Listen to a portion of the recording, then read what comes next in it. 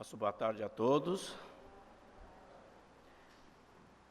Que Deus e Jesus nos abençoe e nos ilumine nesta tarde, para que as nossas palavras possam chegar ao entendimento dos irmãos, a nível racional, mas também que possam tocar o coração dos nossos irmãos que nos acompanham, tanto aqueles que estão aqui presentes no auditório da Sociedade Espírita Francisco de Assis, quanto aqueles que nos assistem no canal de TV da casa, através do YouTube.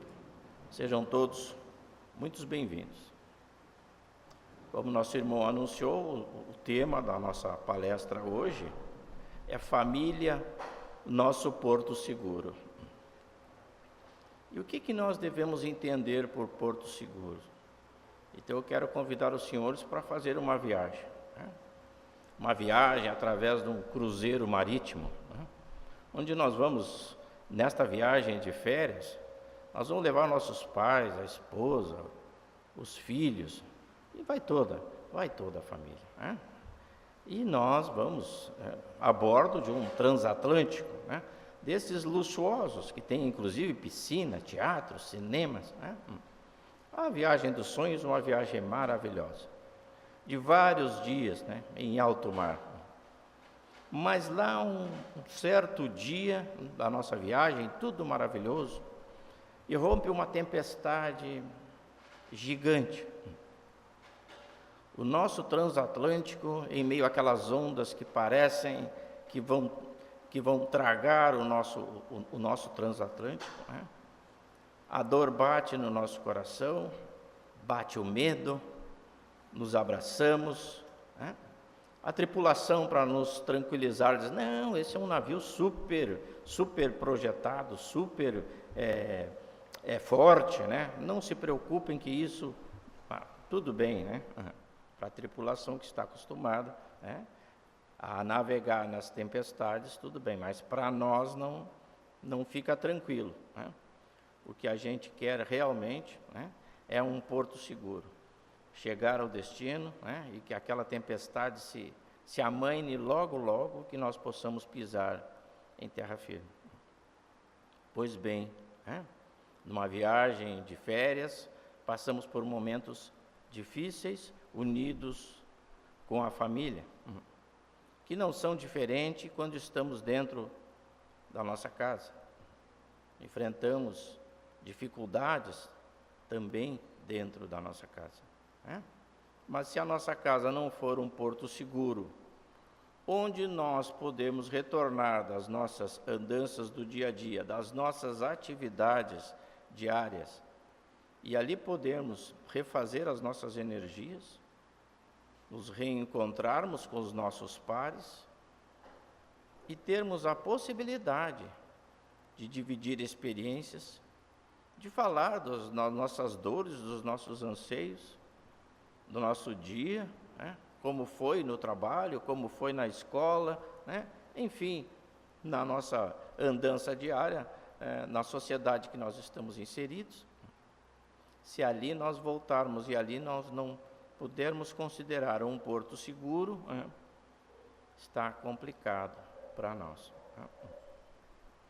Então, queridos irmãos, na obra Pão Nosso, essa obra maravilhosa da coleção Fonte Viva, e foi ditada pelo benfeitor Emmanuel, ao nosso saudoso médium Francisco Cândido Xavier, na lição 117, se não me falha a memória, exatamente, nós vamos encontrar um texto onde Emmanuel vai fazer uma análise em cima da passagem evangélica de Paulo, apóstolo, que nos diz o seguinte: aprendam primeiro a exercer piedade para com a sua própria família e a recompensar seus pais, porque isto é bom e agradável a Deus. Primeira Epístola de Paulo a Timóteo, capítulo 5, versículo 4. E o benfeitor amado, esse benfeitor maravilhoso que nos auxilia muito ao entendimento das lições evangélicas, ele vai nos dizer: a luta em família é problema fundamental da redenção do homem na terra. Imaginem, queridos irmãos, a força que tem essa frase, que tem essas palavras, né, que tem esse sentido, né, que a família, né, é o ponto onde o homem pode se redimir, né, que vem a ser a redenção, né? A redenção é quando você consegue um salvo-conduto, quando você consegue resgatar as suas dívidas, né, e você está livre, né? Quem tem um sócio remido, quem tem um título, né, de um clube e é sócio remido, ele não precisa mais pagar mais nada. Então nós que somos espíritos, né, que estamos nesse planeta de provas e expiações e que ainda temos as nossas dívidas, né, a família é o local onde nós podemos obter essa redenção. Vejam então que laboratório maravilhoso, que escola maravilhosa é a família para nós. Que nós saibamos aproveitar essa oportunidade, né? E o benfeitor vai mais adiante e nos faz a seguinte questão: como seremos benfeitores de 1000 ou 100 pessoas, se não somos benfeitores ainda nem de 5 ou 10 criaturas dentro do lar doméstico? É a questão que ele traz a todo o espírita cristão, sincero, né, das suas convicções, enquanto espírita e enquanto cristão. Na obra O Evangelho segundo o Espiritismo, no capítulo 13, cujo título é Não saiba a vossa mão esquerda o que dê a vossa mão direita, lá nas instruções dos Espíritos, nós vamos encontrar uma comunicação daquele espírito que se assina como Irmã Rosália, e ela vai nos falar da importância da prática da caridade moral, né? O título é Caridade Material e Caridade Moral. Nós vamos focar na caridade moral, né? Então ela vai nos dizer que a caridade moral consiste em se suportar umas às outras, as criaturas, e ela vai mais longe, né? É o que menos fazeis neste planeta, né, que aí vos encontrais. Suportar umas às outras as criaturas. Será que naquele pequeno núcleo nós conseguimos realmente, né, amar os nossos entes familiares? Conseguimos suportar os nossos entes familiares? É mais um questionamento. E ela dá certos exemplos, né, de como podemos fazer isso, né? Ficarmos surdos de uma hora para outra, para não ouvir as palavras de zombaria de uma boca, né, habituada a escarnecer, né? Será que nós conseguimos calar o nosso orgulho, a nossa vaidade, né, quando alguém dirige palavras que nós não aceitamos, que nós não concordamos? Será que nós conseguimos fazer esse minuto de silêncio, né, e não revidar? Porque quando os ânimos se aquecem dentro das 4 paredes do lar, né, se os dois envolvidos se deixarem levar por essas ideias, né, um não souber calar para que possa manter a paz e esperar então o momento adequado para que o diálogo possa fluir, né, que os ânimos possam ser mais aliviados, né?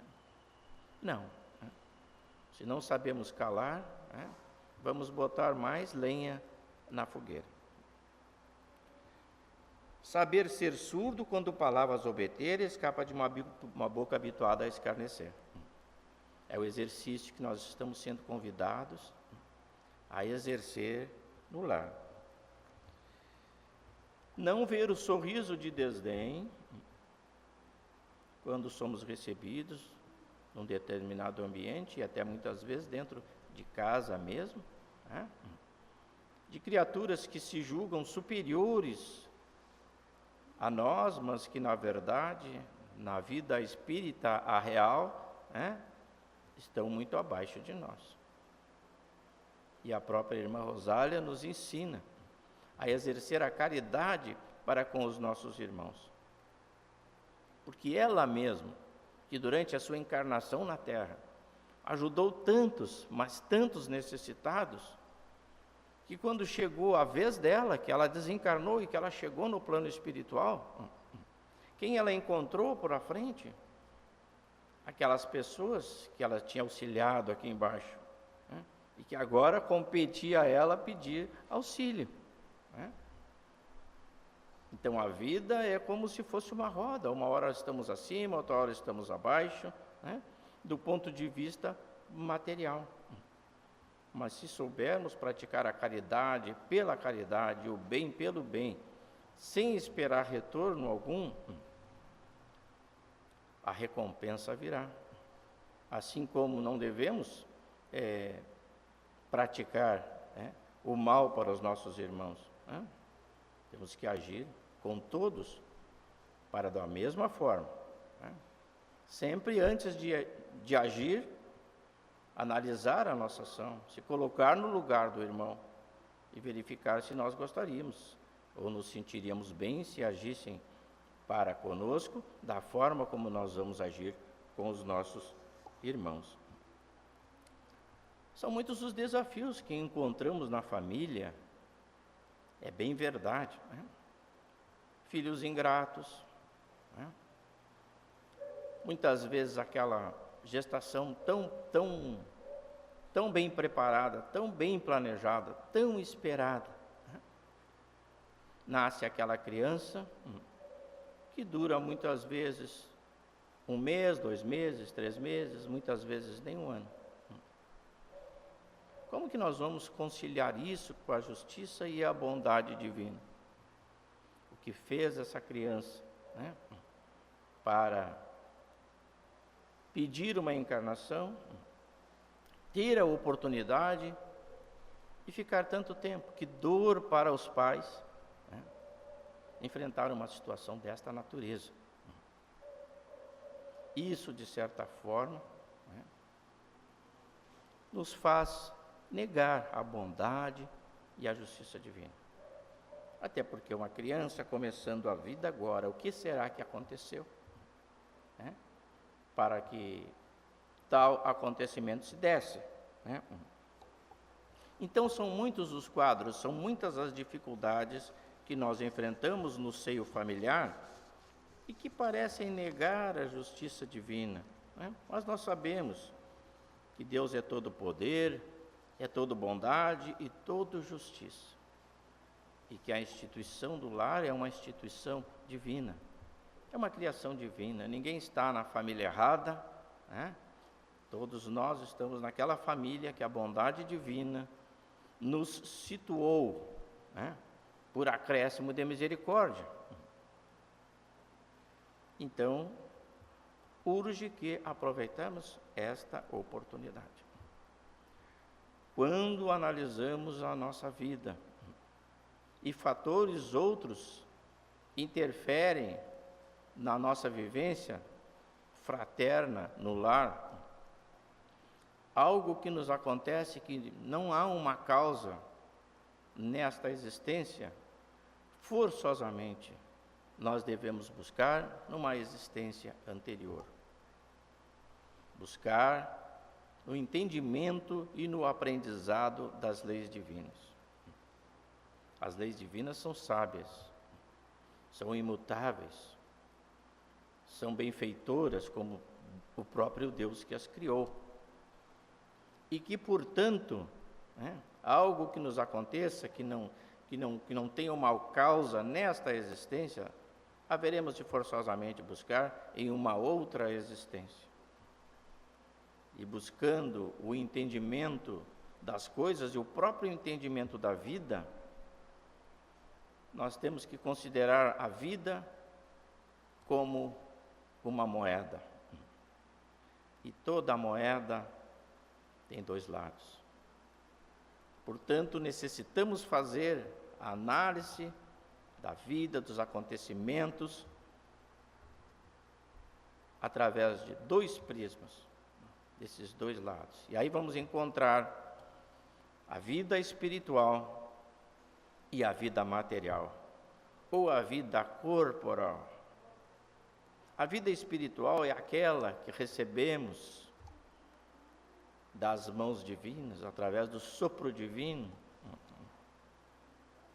em que nos tornamos espíritos, criados por Deus, espíritos imortais. Enquanto espírito, não existe a morte para o espírito.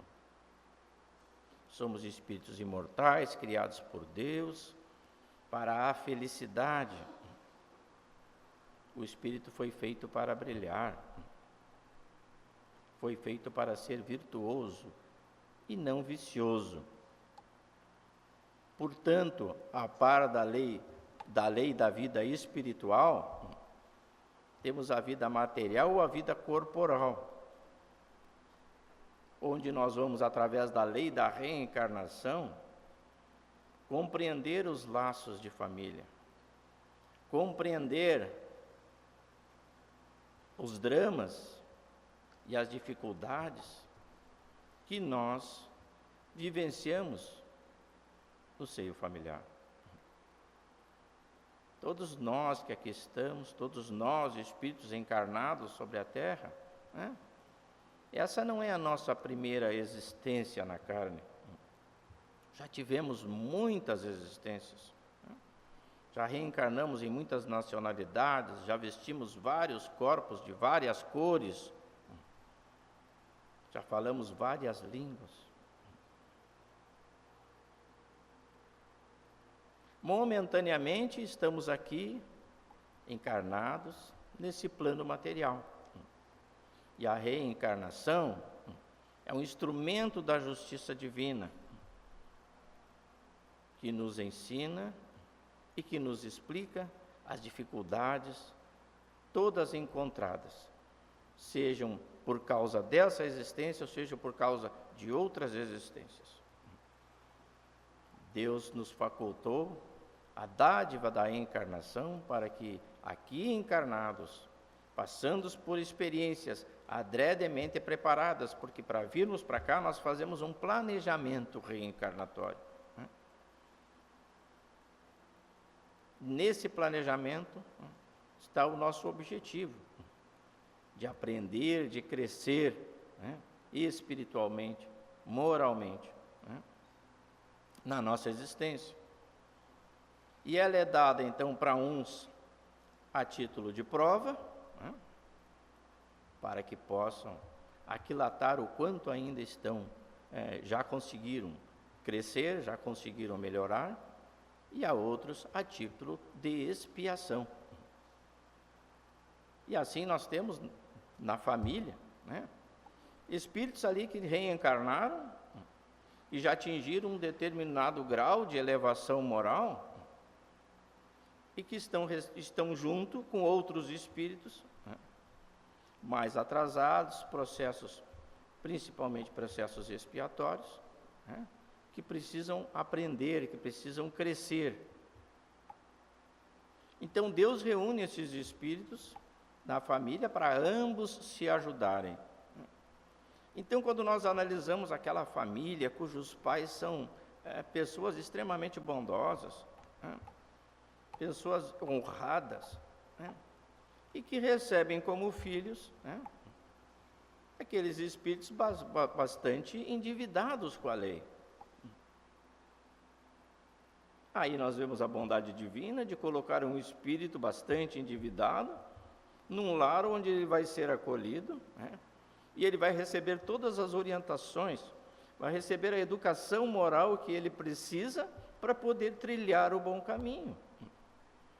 E aí nós olhamos e ficamos com pena. Como que aquelas pessoas tão honradas, né, têm um filho tão desregrado?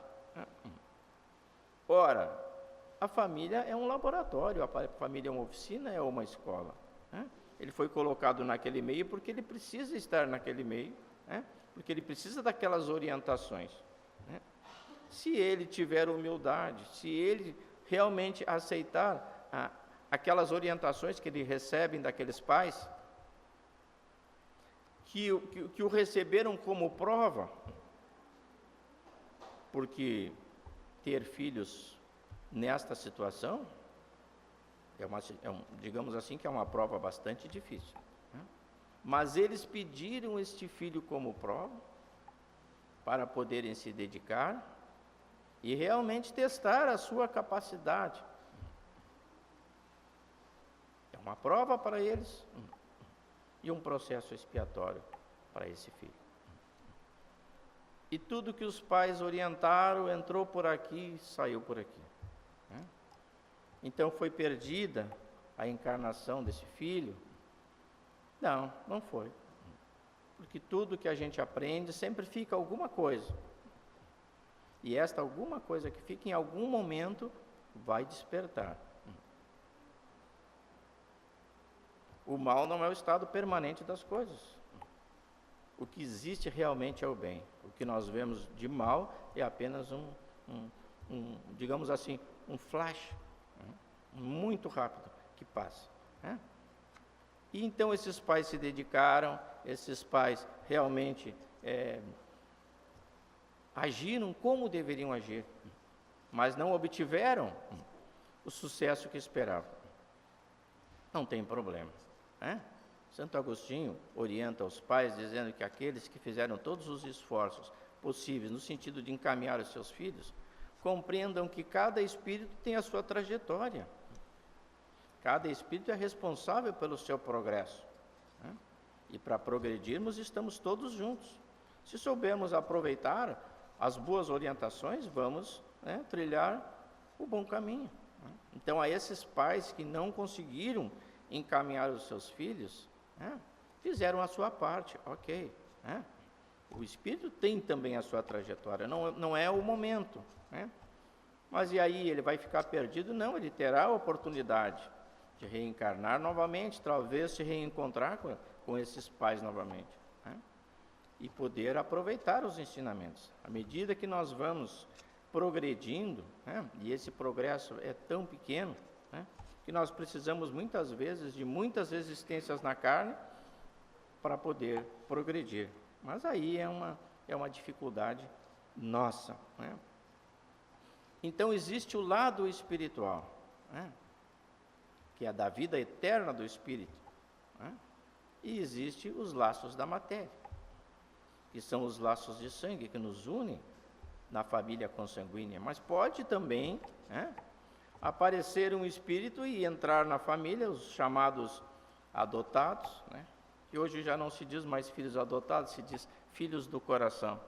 Que maravilha, até nesse ponto a gente vai progredindo, né?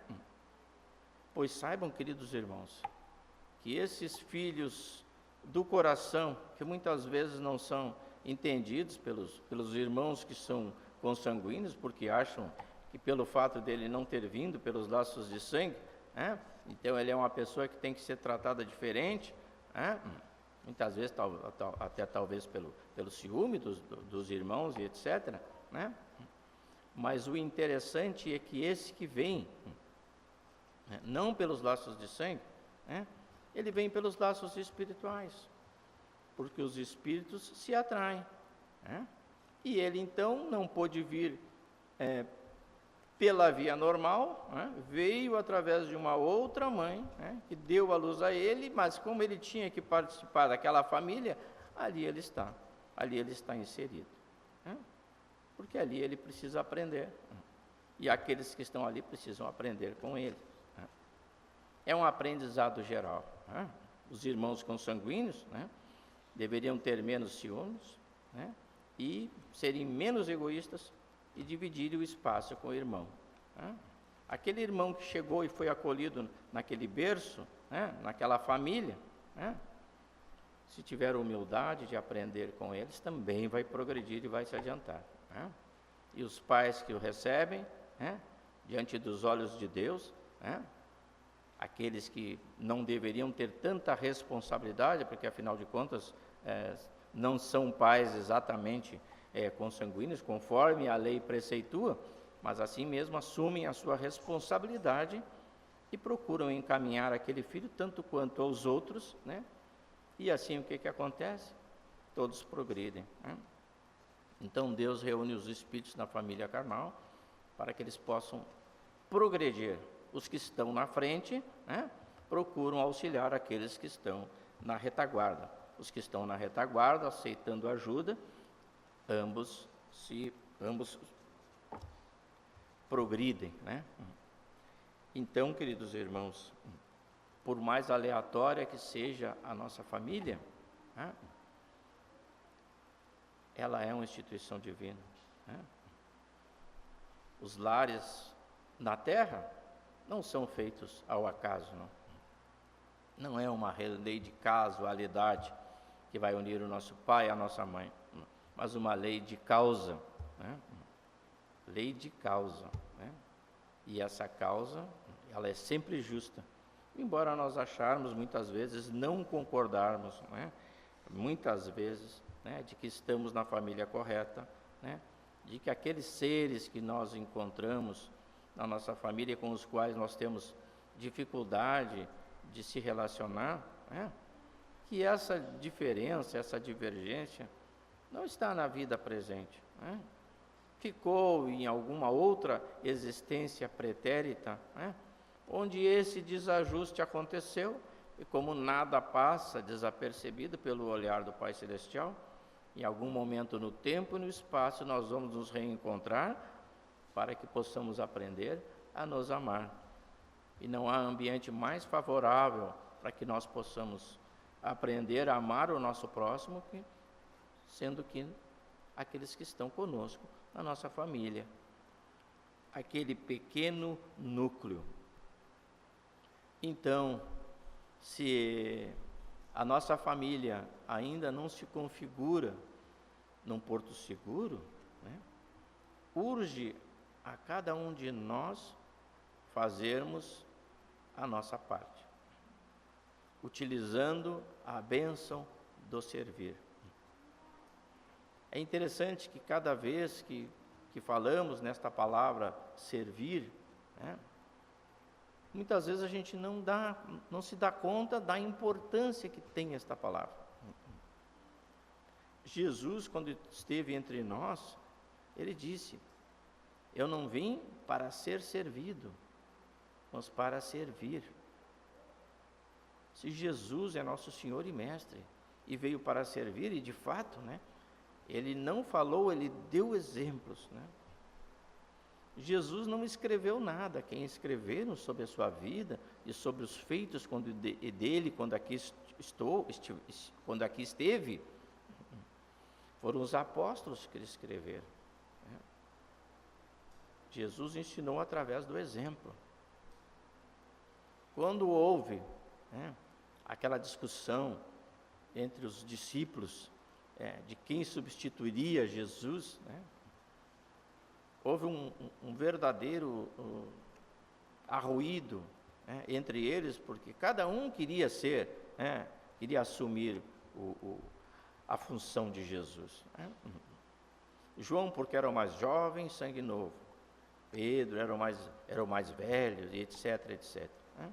E aquela discussão se acalorava. Jesus, né, com toda a sua humildade, né, lançou mão de uma bacia com água, pegou uma toalha, passou na cintura, a título dos empregados mais subalternos. Os empregados na época de Jesus que lavavam os pés dos seus senhores eram os mais subalternos. Jesus, naquele gesto, então, se ajoelhou e começou a lavar os pés dos discípulos. E eles ficaram atônitos. Não, mestre, não faça isso, não faça isso. E ele lavou os pés de todos os discípulos. Ou seja, aquele que quiser ser o mais forte, aquele que quiser ser o primeiro, vai lá para o fim da fila. Porque sem humildade, não chegamos a lugar nenhum. Aquela batalha do melhor, de ser o melhor, de ser o primeiro, de ser o chefe, de ser isso, Se você é forte, auxilia o seu irmão que é fraco. Deem as mãos, né? E auxiliem-se mutuamente. Não queira um ser mais que o outro. Esse é o ensinamento que Jesus nos deixou, que cabe para qualquer ambiente da nossa vida.